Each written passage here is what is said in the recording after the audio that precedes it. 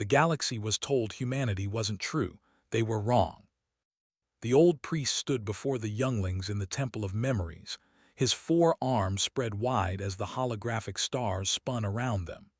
His scales had turned white with age, and his voice cracked when he spoke, but the children listened with wide eyes. "Long ago," he began, "before your great-grandparents were born, before the Concordat was formed, before we learned to travel between stars, the first ones walked among us. They were ancient and wise, and they taught us many things." A young female raised her hand. "Teacher, what happened to the first ones?" The priest's expression grew sad. "They faded, child. Their time ended as all things must end. But before they left, they gave us a warning. They told us about a species from a small blue world in an unremarkable corner of the galaxy, a species called humanity."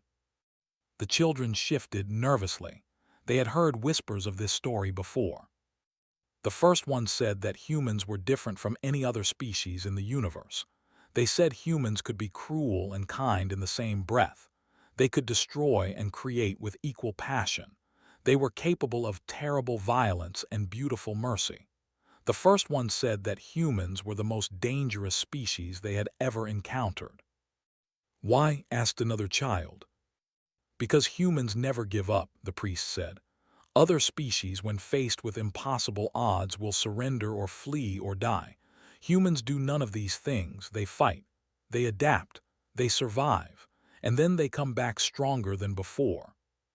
The priest lowered his arms. The stars faded. "But that was long ago.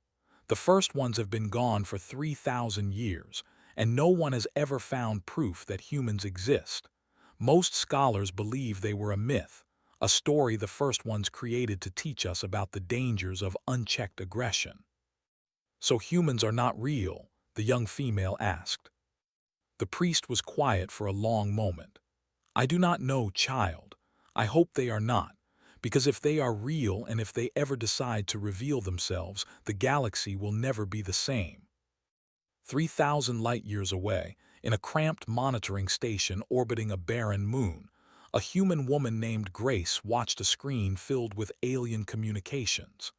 She had been doing this job for 15 years, ever since her mother retired and passed the duty on to her. Her grandmother had done it before that, and her great-grandmother before that. The family had been watchers for 7 generations. Grace sipped her coffee and listened to the priest finish his story. She understood every word, thanks to the translation software that the first ones had given humanity centuries ago. She had heard similar stories from a dozen different species. The details changed, but the message was always the same. Humanity was a myth. Humanity was dangerous. Humanity should be feared. "If only they knew," Grace muttered to herself. The door behind her opened and her partner stepped in. His name was Danny, and he had been working with Grace for 3 years. He was young and eager and still believed that their work mattered. Grace had believed that once too.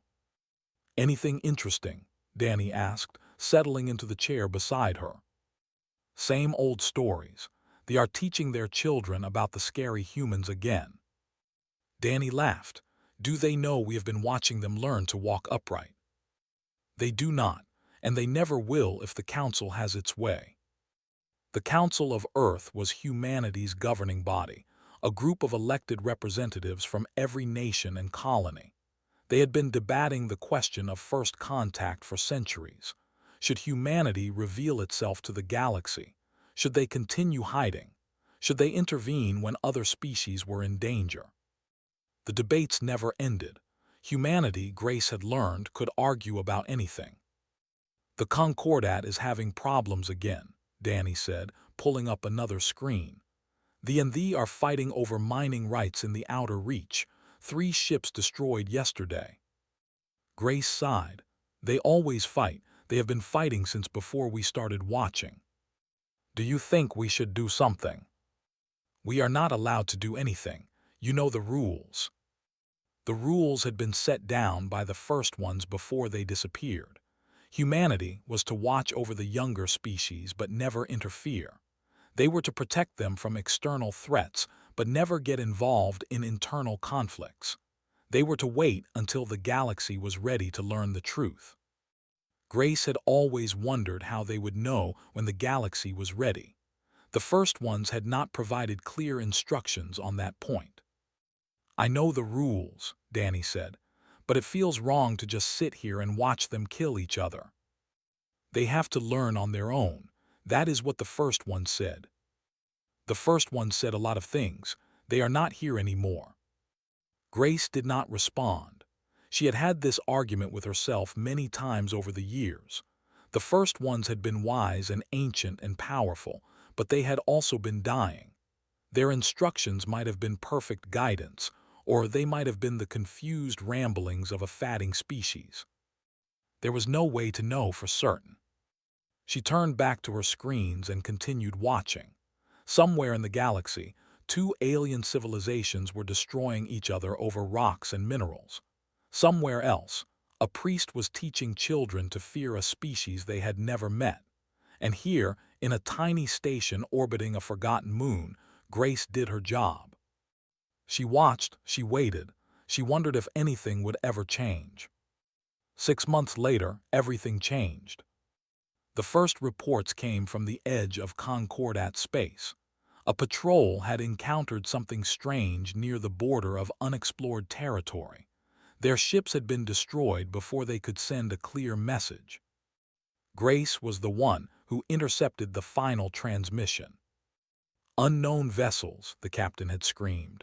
"They are not responding to hails, they are not negotiating, they are just consuming. Our hull is being dissolved. Our crew is being taken. Please, someone help us. They are eating us, Ali." The transmission ended. Grace played it back 17 times, her hands shaking. She had been a watcher for 15 years. She had seen wars and disasters and tragedies of every kind, but she had never heard anything like the fear in that captain's voice. "Danny," she said, "get the council on the line now." Within hours, the watchers had gathered every piece of information they could find about the unknown vessels. They were organic, grown rather than built. They moved in swarms of thousands. They did not communicate, did not negotiate, did not accept surrender. They simply consumed. The swarm, Grace named them, and the name stuck. The Council of Earth met in emergency session. For the first time in 300 years, the debate about intervention had a concrete focus. The swarm was destroying Concordat ships at an alarming rate. If the pattern continued, they would reach the core worlds within 2 years. "We have to help them," said Council Member Hayes. She was old and fierce and had been arguing for first contact since before Grace was born. "This is exactly the kind of threat the first ones told us to watch for." "The first one said external threats," countered Council Member Richard Blake. "The swarm is not attacking humanity. They are attacking the Concordat. This is not our fight." "It will be our fight soon enough. The swarm will not stop at Concordat space." "You do not know that." "I know that they have consumed 17 civilizations across 2 galaxies. I know that they have never stopped advancing. I know that if we wait until they reach our borders, it will be too late." The debate continued for 3 days. Grace watched from the observation gallery, her stomach tight with anxiety. She had never seen the council so divided. On the 4th day, the vote was held. The result was close, closer than anyone had expected. By a margin of 7 votes out of 18 billion participating citizens, humanity chose to intervene. Grace cried when she heard the news. She was not sure if the tears were from relief or fear. The preparation took 6 months. Humanity had been building ships in secret for centuries, just in case they ever needed to fight. The fleet was not large by Concordat standards, but it was efficient. Every vessel was designed for one purpose: to destroy anything that threatened humanity or its allies. Grace was assigned to the command ship, the Harbinger. She had never been on a warship before. The corridors were narrow and functional, nothing like the comfortable monitoring station she had called home. The crew was tense and professional, speaking in clipped sentences and avoiding unnecessary conversation. The captain was a man named Cole. Grace had read his file before boarding. He was 57 years old, a veteran of the colonial conflicts that had plagued humanity's expansion period. His wife had died of cancer 12 years ago. His daughter had been killed in a swarm attack on a mining station 3 years ago. He had volunteered for this mission the day it was announced. Grace found him on the observation deck the night before the fleet departed. He was standing at the viewport, staring at the stars with an expression she could not read. "Captain Cole," she said, "I am Grace. I will be serving as your intelligence officer." Cole turned to look at her. His eyes were gray and tired, but there was something burning behind them, something dangerous. He said, "The Watcher family, your grandmother was legendary. You knew her." "I met her once when I was young. She told me that one day humanity would have to choose between hiding and fighting. She said she hoped she would not live to see that day." He turned back to the stars. She was right to hope. "Captain, may I ask you something?" "Go ahead." "Why did you volunteer for this mission? Your file says you have served for 30 years. You could have retired." Cole was silent for a long moment. When he spoke, his voice was soft. "My daughter was 23 when she died. She was studying life on a small moon near the edge of human space. She loved her work. She used to send me messages every week telling me about the creatures she discovered. Tiny things mostly, microbes and fungi, nothing important to anyone but her." He paused. "The swarm came without warning. They consumed her station in less than an hour. She had time to send one final message. She said she was not afraid. She said she was glad she had spent her life studying the beauty of the universe, even if it ended like this." Cole's jaw tightened. "I am not fighting for revenge. I am fighting because my daughter believed the universe was beautiful, and the swarm wants to consume that beauty. I am fighting because someone has to. And I am fighting because I made a promise to her ghost that I would not let her death mean nothing." Grace did not know what to say. She stood beside him in silence, watching the stars until the departure alarm sounded. The fleet traveled for 3 weeks through hyperspace. During that time, Grace monitored Concordat communications obsessively. The news was not good. The swarm had reached the inner systems. The combined fleets of the Concordat had gathered at Nexus Prime for a final stand.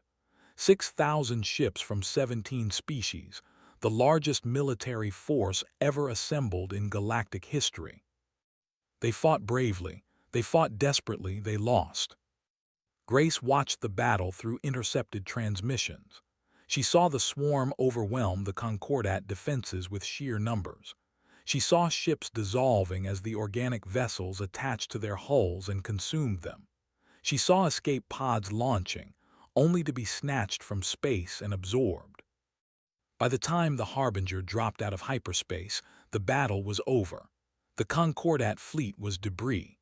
The surviving ships were scattered and running. The swarm was already beginning to move toward the core worlds.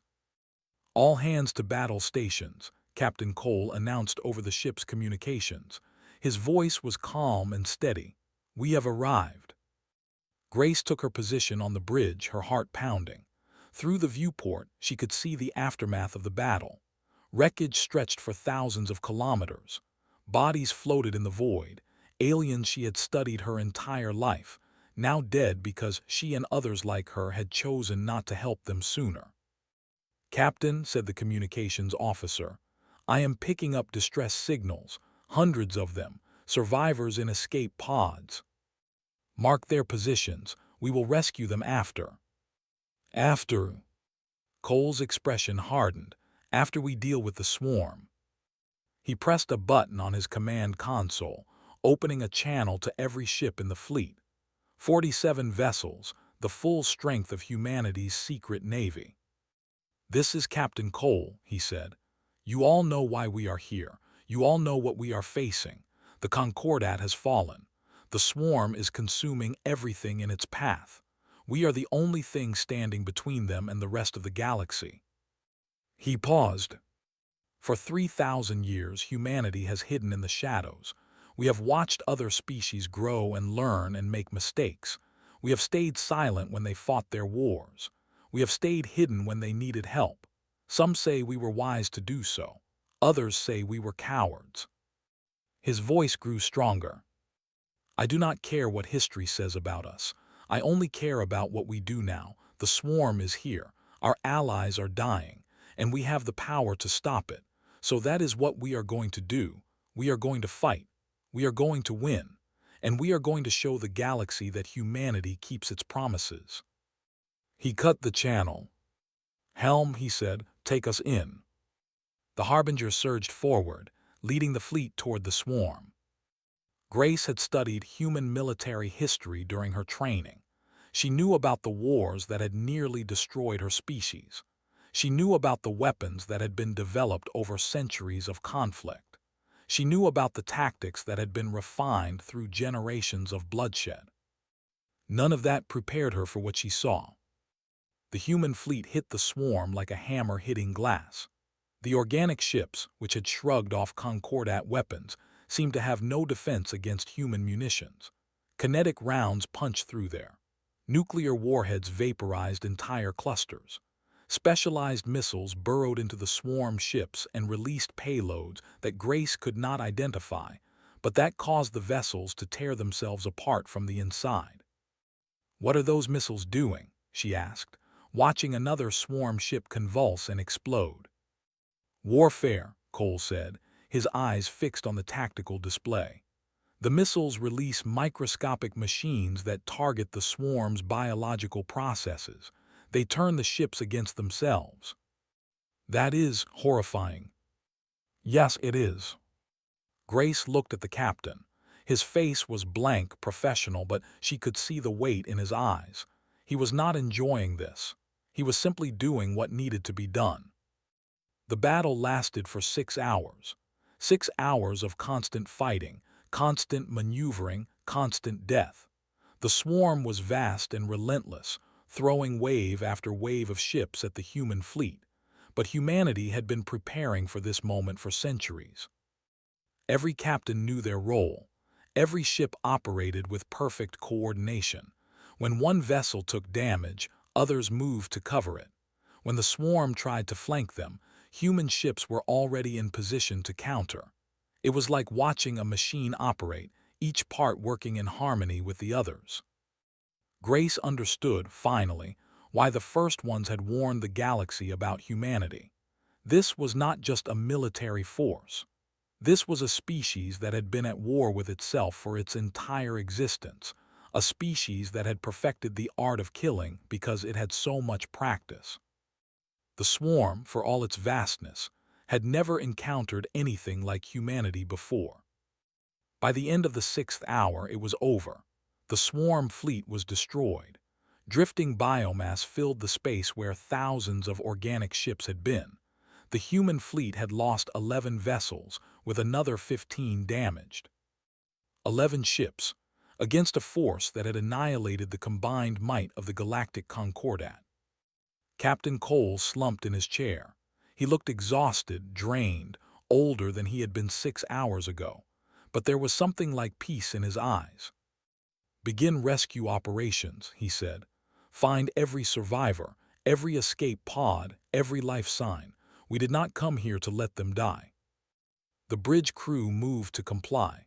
Grace remained at her station, staring at the aftermath of the battle. Her hands were shaking. Cole said quietly. She looked at him. "Contact the Concordat survivors. Let them know who we are and why we are here. It is time to stop hiding." Grace nodded. She opened a communication channel, broadcasting on every frequency the Concordat used. "This is Intelligence Officer Grace of the Earth vessel Harbinger," she said. "To all Concordat survivors, we are human, we are real, and we are here to help." The response was immediate and overwhelming. Hundreds of voices, speaking dozens of languages, all asking the same questions. Who were they? Where did they come from? How had they done what they just did? Grace answered as best she could. She explained about the first ones and the Watchers. She explained about humanity's long isolation and the decision to intervene. She explained about the fleet and its weapons and its mission. But mostly she just talked to them. She told them that they were safe. She told them that help had arrived. She told them that they were not alone anymore. One voice stood out among the others, a female named, identifying herself as an ambassador. Why? Asked. After 3,000 years of hiding, why reveal yourselves now? Why help us? Grace looked at Captain Cole. He nodded. Because you needed us, Grace said.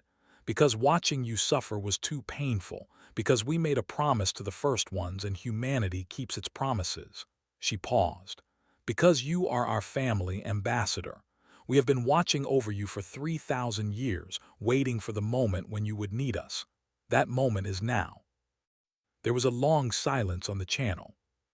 Family, repeated, her voice filled with wonder. You consider us family. We always have, we always will. The rescue operations took several days. Human ships moved through the debris field, picking up survivors from escape pods and damaged vessels. Medical teams worked around the clock, treating injuries and providing comfort to beings who had expected to die. Grace spent most of that time coordinating communications. She answered questions, provided information, and did her best to calm the fears of beings who had just learned that everything they believed was wrong. It was exhausting work, but she did not mind. For the first time in her life, she felt like her job truly mattered. On the third day, Ambassador came aboard the Harbinger. She was smaller than Grace had expected, with blue-gray scales and large golden eyes. She moved carefully, as if unsure whether the deck beneath her feet was trustworthy. Captain Cole met her in the ship's conference room. Grace stood beside him, serving as translator even though the ambassador's translator device worked perfectly well. Captain Cole said, "On behalf of the Dominion and the Galactic Concordat, I wish to express our gratitude for your assistance." "You are welcome, Ambassador," Cole replied. "We only wish we could have arrived sooner." "You arrived when we needed you most. That is what matters," hesitated. "May I ask you a personal question?" "Of course." "Why do you look so sad? You won a great victory, you saved countless lives, yet you seem troubled." Cole was quiet for a moment. "I am sad because winning a battle is not the same as winning a war. The swarm we destroyed was just one fleet. There are more. There will always be more. And I am sad because war, even when necessary, is never something to celebrate." He looked at with those tired gray eyes. "I lost 11 ships today, Ambassador. 11 crews, friends I have known for decades. They died so that your people could live. I do not regret that choice, but I mourn it. Does that make sense?" Nodded slowly. "I believe it does. You are not what I expected, Captain." "What did you expect?" "The stories describe humans as monsters. Violent, unpredictable, dangerous. They say you are incapable of mercy, that you live only for destruction." "We are capable of all those things," Cole admitted. "We have been violent, we have been unpredictable, we have been dangerous, but we are also capable of kindness, of compassion, of sacrifice. We are not one thing or another, we are everything at once." "That is what makes you frightening," said softly. "Yes, it is." Cole smiled, a small, sad smile. "But it is also what makes us worth knowing, I think. We contain multitudes, as one of our poets once said. We are the best and worst of what intelligent life can be, and we are trying every day to be more of the best and less of the worst." He extended his hand, a human gesture of greeting that did not understand. "We have been watching you for 3,000 years, Ambassador. We have seen your triumphs and failures. We have cheered your successes and mourned your losses. And through it all, we have waited for this moment. The moment when we could finally introduce ourselves." He gestured toward the viewport, where the stars shone cold and bright. My name is Cole, I am human, and I am very glad to meet you. Looked at his hand for a long moment. Then slowly she reached out and took it in her own. I am, she said. I am, and I am glad to meet you too, Captain. I think we have much to learn from each other. I think you are right. They stood there for a moment, two beings from different worlds, connected by a simple gesture. Grace watched them with tears in her eyes. For 3,000 years, humanity had hidden in the shadows.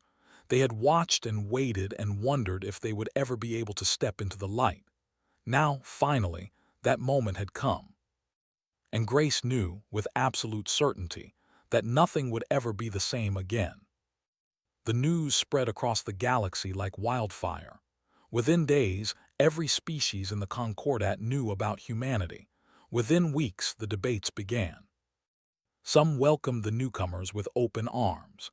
They pointed to the Battle of Nexus Prime as proof that humans could be trusted. They argued that any species willing to sacrifice so much for strangers deserved respect and gratitude. Others were more cautious. They remembered the old stories about human violence and aggression.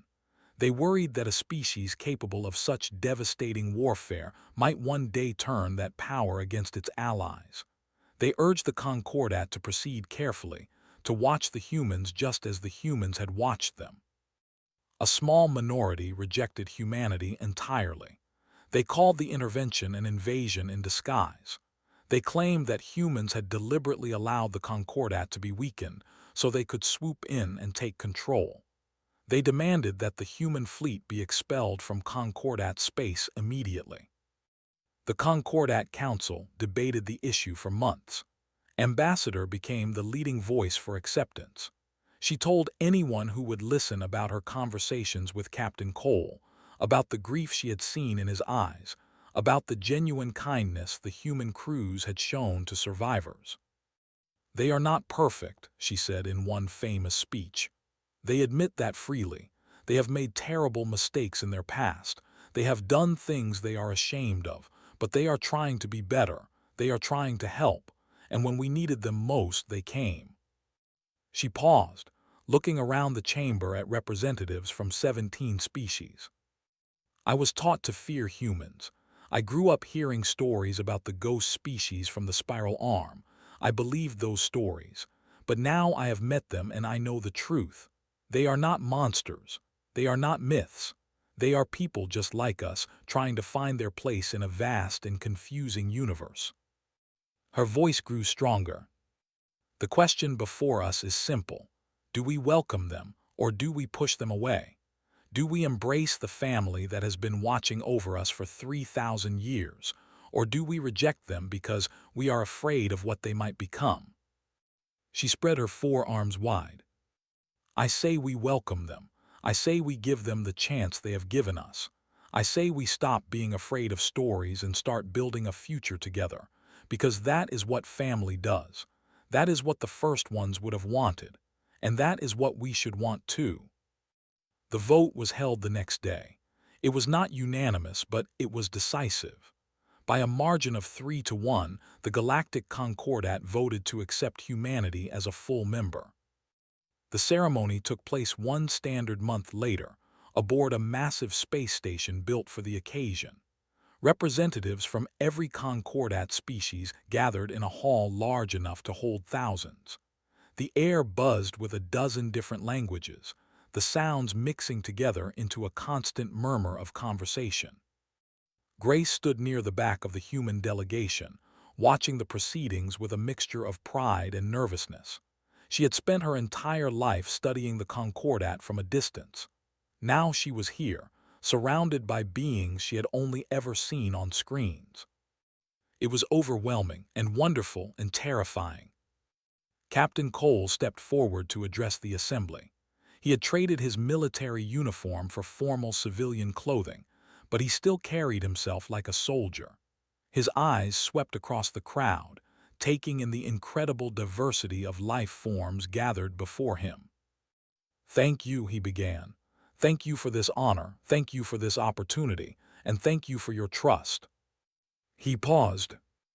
3,000 years ago, the first ones asked humanity to watch over the younger species of the galaxy. They asked us to protect you, guide you, and wait until you were ready to know the truth. We accepted that responsibility, even though we knew it would be difficult, even though we knew it would require sacrifice.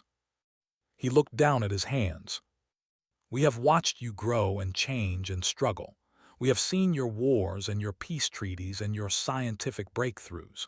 We have cheered your triumphs and mourned your losses, even when you did not know we existed. And through it all, we have waited for this moment. He raised his head. The first ones believed that the galaxy needed guardians.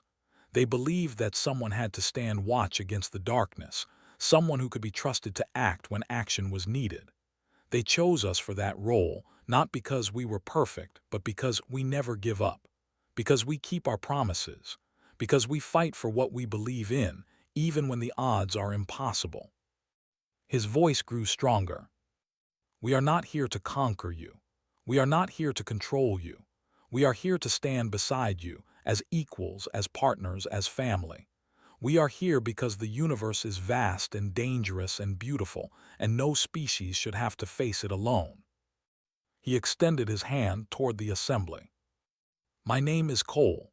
I speak for humanity, and I promise you on behalf of every human being who has ever lived or ever will live that we will never abandon you. We will never forget you. We will never stop fighting for you, because that is what family does. The chamber was silent for a long moment. Then slowly the applause began. It started small, just a few beings clapping or making their species equivalent gesture of approval. But it grew, spreading through the crowd like a wave, until the entire assembly was on its feet, cheering and shouting and celebrating. Grace felt tears streaming down her face. She did not bother to wipe them away. For 3,000 years humanity had been alone. They had hidden in the shadows, watching and waiting and wondering if they would ever belong. Now, finally, they had found their place. And it was beautiful. The years that followed were not easy. There were misunderstandings and conflicts and moments when the alliance seemed ready to fall apart. Humans were difficult partners, prone to arguing amongst themselves and making impulsive decisions. The other species found their behavior confusing and sometimes alarming. But they also found it inspiring. Human scientists collaborated with Concordat researchers, sharing technologies that had been developed in secret over centuries. Human engineers helped rebuild worlds devastated by the swarm. Human teachers opened schools where beings from different species could learn together. And human soldiers continued to fight. The swarm was not defeated at Nexus Prime. It was only delayed. More fleets came, wave after wave, as the organic menace continued its endless march across the universe. The Concordat, bolstered by human weapons and tactics, fought back with determination. Grace served on the front lines for 10 years before retiring to a teaching position. She trained the next generation of intelligence officers, sharing everything she had learned about the galaxy and its inhabitants.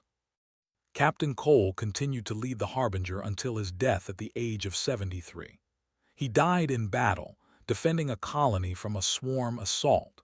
His last words, transmitted to the fleet moments before his ship was destroyed, became famous throughout the galaxy. "It has been an honor," he said. "Take care of each other." Ambassador lived for another 200 years, becoming the longest-serving diplomat in Concordat history.